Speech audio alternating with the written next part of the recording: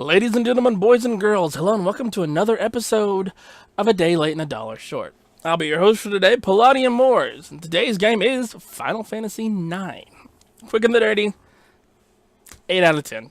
It's a good game, don't get me wrong, and it was pretty for the time. It went for a more retro look, but the characters are kind of Like, Zidane is a good main character, don't get me wrong, but he's really the only standout. A lot of people talk about Vivi. I always thought Vivi was flat. Anyway, just real quick going through this. Combat was okay. The AP system was pretty good in this, but not fantastic. I can't remember a single song from this game. I cannot remember anything. And the story was it's just okay. The game is good, don't get me wrong. That's why I gave it an 8 as opposed to a 7 or 6. It just doesn't really stand out. Alright, that's it for the quick and the dirty. If that's what you're here for, well, thank you very much for joining me. Now, if you're here for the long and short of it, let's go.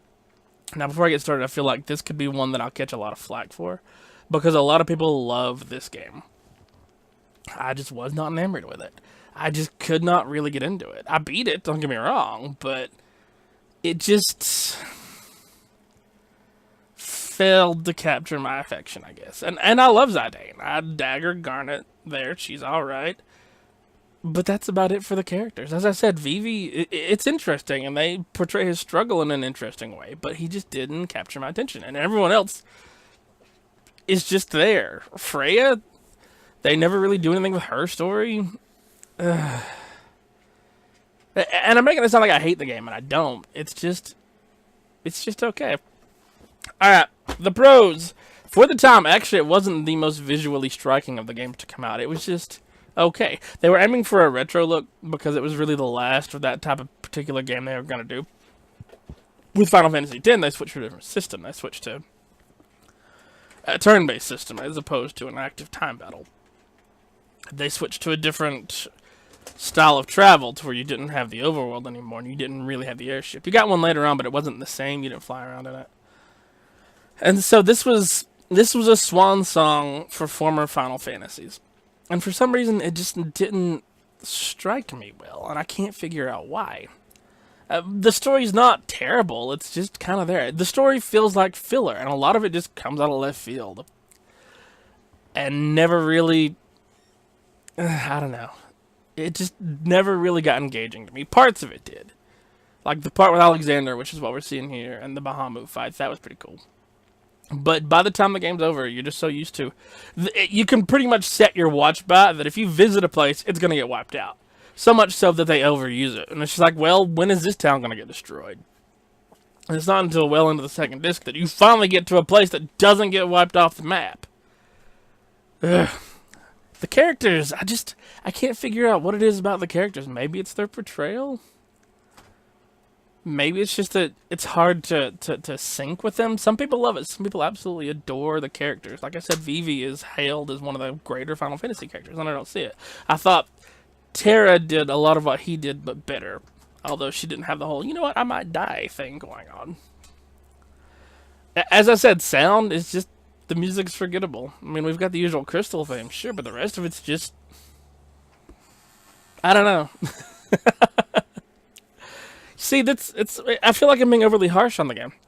It's not a bad game. It really isn't. I definitely suggest if you've not played it, go play it. It's a good RPG. It's just... It kind of... Oh, that's an IGN watermark, isn't it? Look how unprofessional my ass is. And this one is just a rambling one, because for the cons here, the bad guy just... He never really... And this is actually a problem with 8 too that I'll cover later. 10 had a more apparent bad guy in Seymour, and then a bigger bad guy overall that you discovered. 9's is Kuja, and he's just not very menacing for one. he's just not. I don't even realize, yeah, he wipes you out. But that's the thing. That's also another big issue, is that he's just busy wiping everything out until the finale, when he also ostensibly wipes your ass out. And then you have to go fight death or something. That final boss, let's talk about that for a sec. This is spoilers, I'm sorry. But what the shit was that? She said, oh yeah, by the way, you're not fighting Kuja anymore, you're fighting this thing. Like, I actually had to research it. I don't usually have to, but someone came up with the theory that Kuja wipes you out when he goes into trance. And then you have to fight death, basically. Okay, it doesn't make any sense, mind you. Like, this is stupid. But that makes more sense than just having this sudden boss fly out of nowhere and kick your ass. This has been my most rambling review so far, but I just can't. I'm so torn on this game. It's just so awkward. It's awkward, guys. And for the people who like it, that's great. I'm glad you do. It's just I didn't. I guess that's about all I gotta say about this. I'm just rambling at this point. One more to go. I mean, not one more. I've got 2 more Final Fantasies to go after this.